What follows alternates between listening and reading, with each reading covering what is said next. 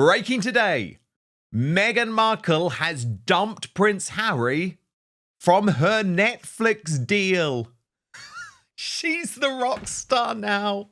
And the Fresh Prince is going to have to go and make his own money. I'm going to take you through this hilarious and sensational story in just one moment. But Brittany from the Royal News Network, what do you make of this brutal decision for Meghan to say, actually, mate, Netflix is now all mine. You're going to have to go and find your own deals.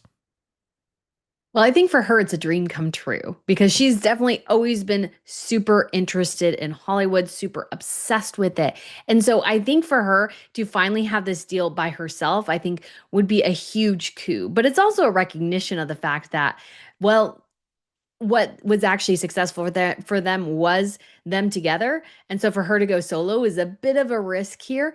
But I'm sure Netflix as well are thinking, okay, we signed you guys to this huge deal. You hardly made any of the metrics that you were supposed to. And Harry, both of his offerings completely and utterly bombed. Polo and Heart of Invictus totally bombed.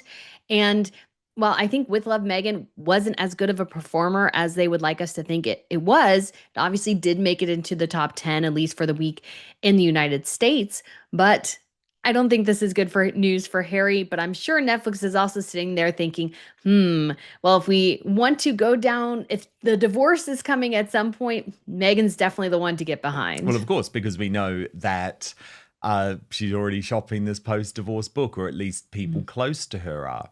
So this is how The Sun revealed the story, Brittany. They wrote, Meghan is set to land a Netflix deal for a third series of her lifestyle show, but Prince Harry will not be in it. The TV streaming giant's boss, Ted Sarandos, plans to feature only the Duchess, and he even calls her the rock star, sources say. Despite her With Love Meghan series being savaged by reviewers, it will be recommissioned for a third run to be shown next year. The second series, with no Harry or their children Archie 6 and Lilibet 3, has already been filmed and is due to be screened in the autumn. A source told The Sun on Sunday, the relationship between Netflix and Meghan goes far deeper than many people realise. Sarandos has a weekend home near the Sussexes in Montecito, California, and recently said, I think Meghan is underestimated in terms of her influence on culture. Now, regular viewers, Brittany, will know that I've been speaking for some time about this friendship between Ted Sarandos and Meghan Markle. Ted Sarandos has a black wife, and there seems to be some type of, I guess you would say, natural bond there. Meghan's taken them both to see a Beyonce concert, although I would argue this is cynical, knowing how Meghan does manipulate relationships. Meghan Markle is going full solo. Netflix has officially confirmed Harry is out of the upcoming seasons of her lifestyle series With Love, Meghan. That's right, she's now being positioned as the rock star by Netflix execs, while Harry is being tossed aside like old merch. Dan's guest even says Netflix is now preparing for a possible post-divorce Meghan era. If that's not a clue, I don't know what is. 100%.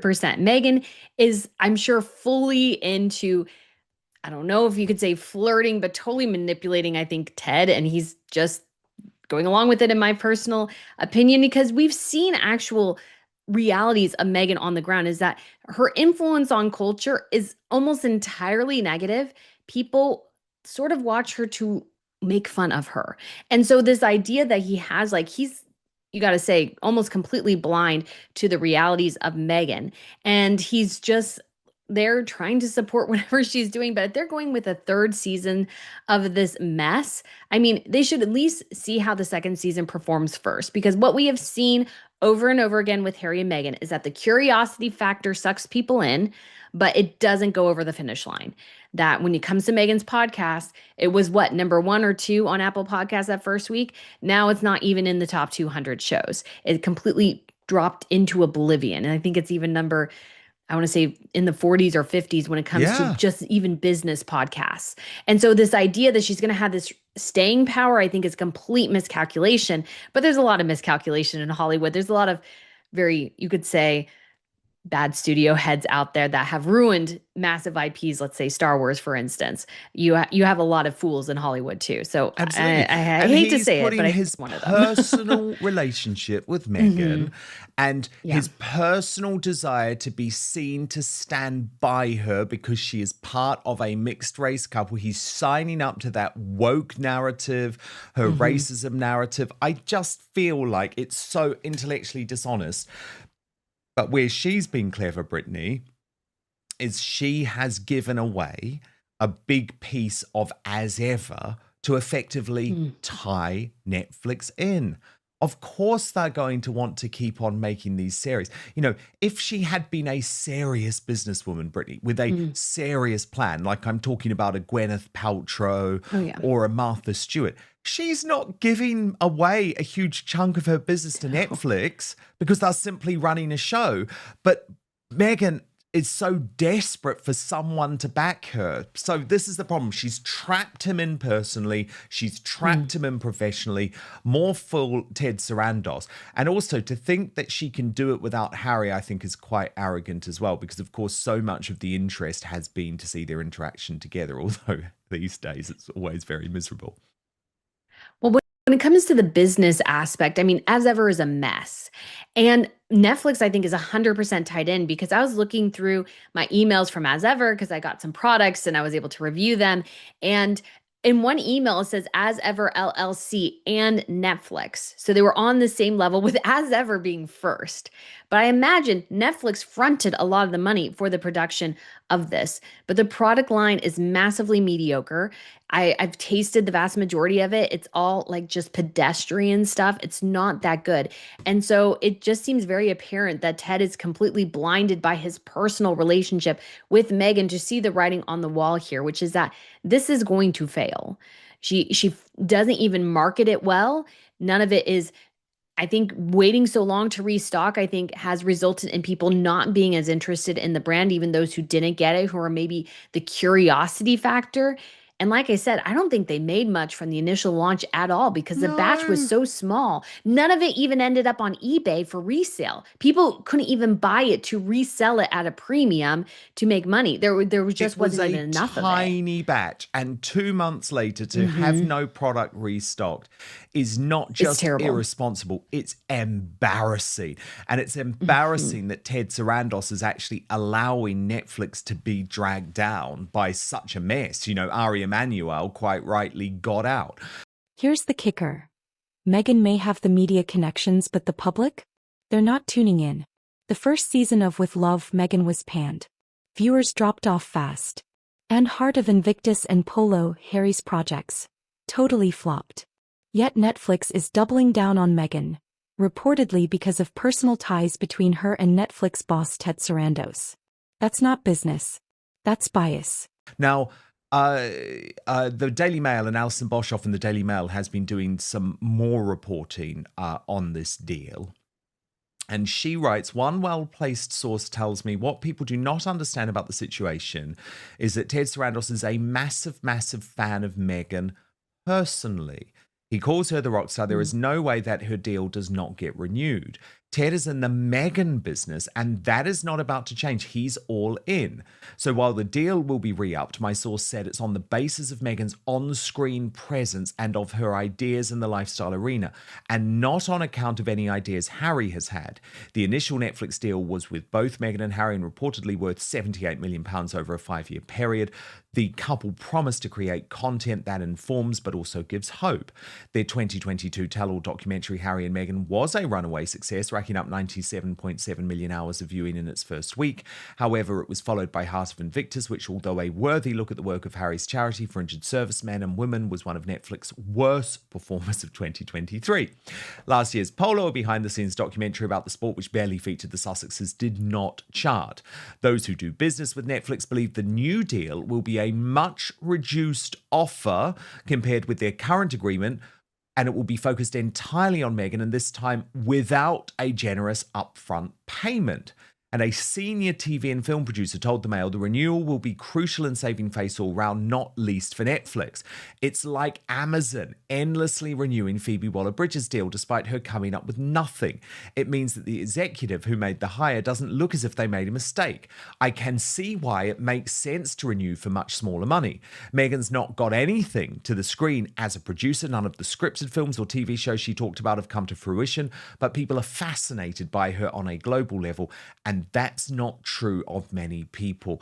And what's interesting, Brittany, is we know that the executive here is Ted Sarandos, so he is sort of saving face himself as well, because it is interesting comparing it with Phoebe Waller-Bridge, paid a exorbitant amount of money to deliver absolutely nothing for Amazon. Most people thought she would be cut loose, but in fact she was renewed on much less money because these people who signed the deal initially can't always admit this was just a disaster. And that's why I actually have respect for Bill Simmons and Spotify for just saying, look, it didn't work. Didn't work. They were grifters. We didn't come up with anything. They didn't want to do anything. We got rid. I would have more respect if that was Ted Sarandos's approach. Oh, me too. And when it comes to Spotify, they were 100% right to cut and run. They're like, this is a mess. They're impossible to work with. Their ideas are crap. And so let's just leave them in a rear view mirror and we'll put our money towards better people. Even if they had to, let's say, give Harry and Meghan some money to cut and run, at least it's better than sticking with them and then being tied to the toxic brand that is Harry and Meghan. Now, while when it comes to the deal overall, I can 100% see them going with Meghan and going with a much lower deal, because when Harry and Meghan signed, this was happening all over Hollywood. Many big name producers like Shonda Rhimes and Ryan Murphy were getting these massive, massive deals from these streaming companies in 2020. Well, those have massively been rescinded when they re-signed because some of them at least aren't able to keep up with content. And so they need to reframe and restructure things.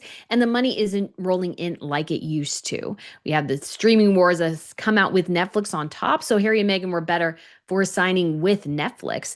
But I think the other problem here is that this idea that people are fascinated by Meghan is sort of a misnomer. They're fascinated to watch her fail. They want to see the failure. They want to see her finally get her comeuppance. And that's sort of the fascination. So the real thing to do, if you really want to capitalize on Meghan, is to do something a la Keeping Up with the Kardashians, a no holds barred view of her interacting in her daily life. That is what actually is going to sell. Nothing else has sold. And as ever, you could say, when it comes to Meghan, there's a lot of noise, but it's rarely converting into customers, viewers, those sorts of things. And so people in the media gotta gobble up the media side, but they're not really going and investing in Harry and Meghan's commercial endeavors. And if Ted Sandros can't see that, then, well, he's utilizing his personal relationship to make decisions. And that's just bad as a business person, in my opinion. This is brutal. Meghan's product line is a joke. Products aren't restocked. Quality is mediocre. Branding is confusing. Even her own fans can't figure out the difference between As Ever and American Riviera Orchard. In her social media, she's reposting her own vague poetry like it's 2016. It's lazy, it's outdated, and it shows Meghan isn't building an empire. She's throwing darts in the dark. Indeed. I mean, Princess Carpuckle, who's doing some great work looking into this, posted over the weekend, Meghan Markle is the worst brand owner ever. No restock in over 2 months. No brand promotion except on Instagram, which is bare minimum. Most fledgling business owners couldn't afford to not push their brand for 2 weeks on social media, but Markle is relying on her connection to the royal family and her title to do the heavy lifting. She did no press, promos, appearances for As Ever. She just threw in some mentions on her appearances promoting her Netflix show. Still no appearances of her products in the Netflix brick and mortar stores. No newsletters, no updates, nothing. That's not sustainable, even for a faux royal. She's lazy, ignorant, arrogant, and will fail because she can't take advice. Harsh but true, Brittany? Oh, 100% true. I've done a lot of examination of Meghan from the business side, and she is, when it comes to social media, exceptionally lazy. And her promotion of her brand, I don't even still understand what the lifestyle of as ever is that she's trying to promote. She has herself simple pleasures washing blueberries. I wash blueberries too, Meghan. Don't do it in a kitchen in a house worth $15 million, but I also wash blueberries. What is the point? What's deeper here? Because we're in a very savvy media age. And so we're not as, I would say, enticed by people who are showing random, very curated pictures on Instagram. And she's not giving us, I think, anything of value. And even when she shows, let's say, her, like she's in the kitchen, she posted that latest picture of As Ever, of her in the kitchen. There's no single branded As Ever product.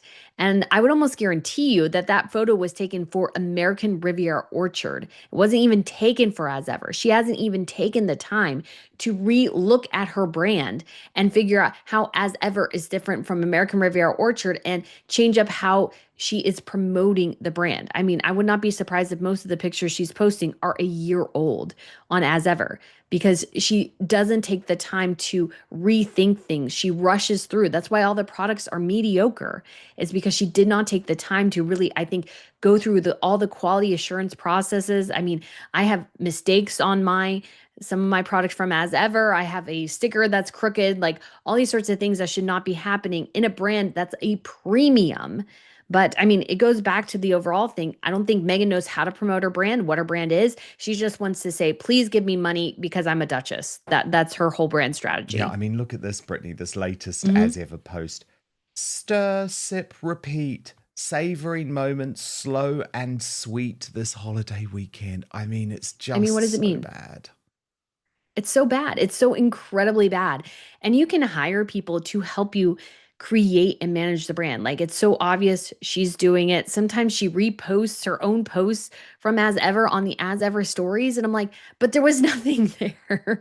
Like, what are you doing? She's so incredibly behind the times when it comes to social media strategy. So even if she's hiring branding experts, she's still the one dictating because we can see how bad this is. Anybody with any sort of media savvy can see how awful this whole strategy is. And if she wants it to be taken seriously, then she needs to start actually putting in the effort, like getting products together, explaining if there's going to be seasonal packages versus something that's stable in her shop. But I think she's terrified that if she actually puts, let's say, 10, 20,000 products up for sale, I think she'll find they'll take a long time to sell out. And that's what's really worrying her. She really wants to be seen as successful. And so she'll use any manipulative tactic, like having a super small batch in order to start her brand and then not. But of course, it's like, I think production delays or something. I don't know. Anyways, the whole As Ever thing is just a mess. It is a total mess. What is also a real mess, Brittany, is this desperate desire that Meghan keeps on trying to get big names to come into her orbit to either do Confessions of a Female Founder, to do With Love Meghan. We know that she'd been turned down by Beyonce, Taylor Swift, Megan Thee Stallion. And now, revealed by Kinsey Schofield, watch this, the latest, Brittany, is Dolly Parton. Let's talk about the guest list. Season 2 of Meghan's Netflix series features Chrissy Teigen. That's right, the internet's favorite cyberbully. And that's only because every other major star said a no. Taylor? Passed. Beyonce? No thanks. Megan Thee Stallion? Not happening. Dolly Parton? She ghosted the entire request. And now Meghan's team is begging to write in Meghan questions into other people's interviews. That's desperation. They dropped this bombshell. Meghan's team has, quote, openly pursued Dolly for the Netflix show. Dolly declined, and now the interviewers are adding Meghan questions. Team Dolly doesn't want the comparisons. According to YouGov, Harry's favorability rating, Prince Harry, has dropped to 27%, its lowest for more than 2 years. And Meghan's is now at 20%, the lowest since YouGov even started tracking her back in 2017 when her and Prince Harry announced their engagement. Any association with Harry and Meghan would just attract negative attention. That's how you end up with guests like cyberbully Chrissy Teigen on your program. I mean, it's true, isn't it, Brittany? Chrissy Teigen is the big star for Series 2. Probably one of the only people regarded as a bigger bully than Meghan Markle herself. Of course, Dolly Parton would have been a great guest. I mean, I love Dolly Parton. I've interviewed her many, many times. Wonderful woman. She is absolutely someone you want to have as part of your show. I loved it. She appeared on my former podcast. I interviewed her in my old role at ITV.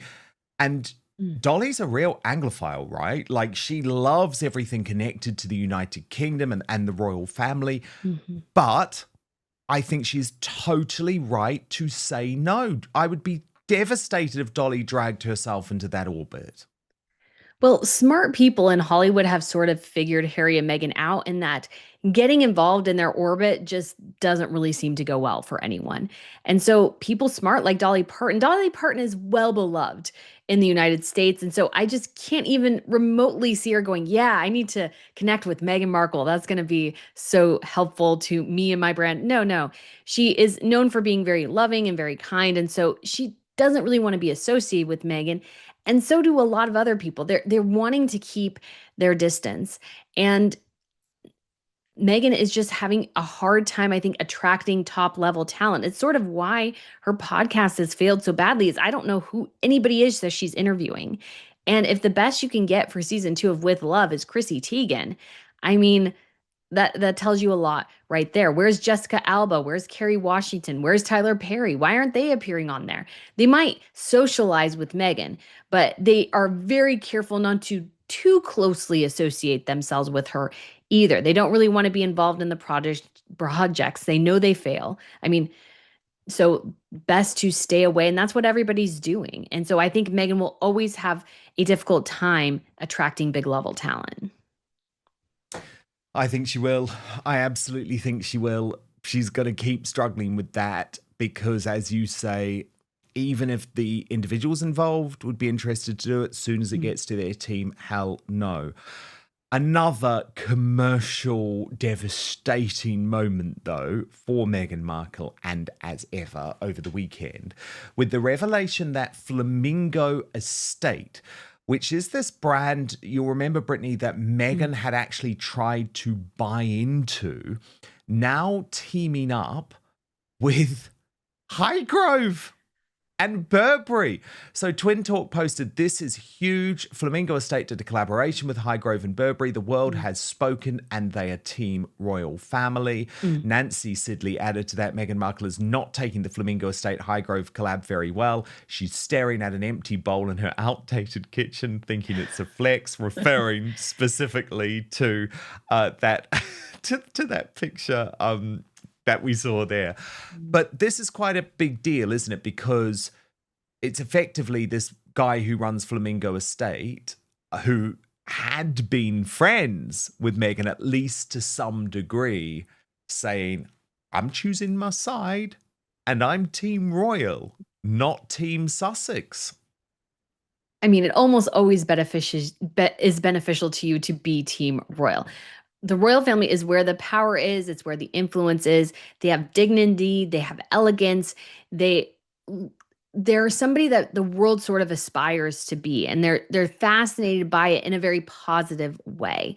And so to be associated with Charles and Highgrove is a huge coup for Flamingo Estate. It's 100% is. And I imagine as Meghan was trying to finagle her way into like being an investor with Flamingo Estates, like sort of the thing that I'm sure kind of dawned on this gentleman who started it was that Meghan is just using him and his company to get ahead. Whereas the royals don't have those sort of angles. Instead, their angle is, well, I'm a royal, I'm representing the UK. If you want to come and work with us, that's great.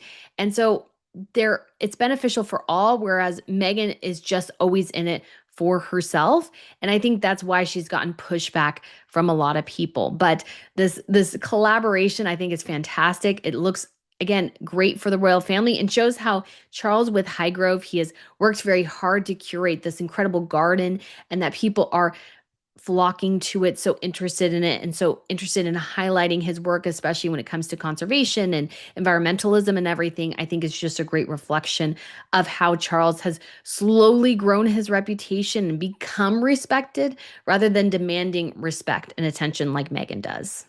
Even Meghan's old brand friends are jumping ship.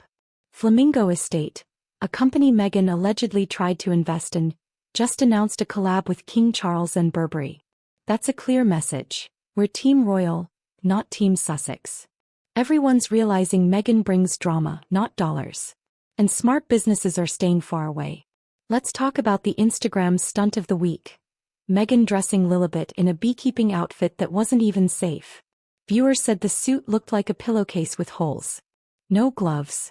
No sealed hood. Just a PR photo op using her own daughter. Commentators are calling it borderline child endangerment. And honestly, it's hard to disagree. Indeed, Brittany, increasing fallout, by the way, from the video of Meghan Markle with Princess Lilibet. We can take a look at it. This is the beekeeping video, and so much consternation about what's going on. And the Royal Grift writes, Meghan has made this child look like a fool. This child is not wearing protective fitted clothing for handling bees and has put this child's welfare at risk. Look at the sleeves and the legs. It is not one continuous suit, but appears to be some kind of king-size pillowcase or laundry bag with holes cut out for arms and legs. The gloves are too big, and don't even get me started on the lampshade that is not properly secured on this child's head. Does anyone believe this kid is comfortable or having fun to perform for Instagram? Nothing about this is cute. It's borderline abuse and sad to see. So they're picking up, Brittany, on this idea that I mentioned earlier, that actually it's not properly fitted, this clothing. So which either makes you think one or two things, Brittany. Either Lilibet is at risk if there are real bees there, or what I believe, which is that this is just a publicity stunt, because you'll remember that when Meghan was pictured in with Love wearing the beekeeping outfits, lots of beekeepers, my auntie's a beekeeper, came out publicly and said it is so obvious that she's never actually worked with bees before. I mean, look how clean it is. Look how clean it is.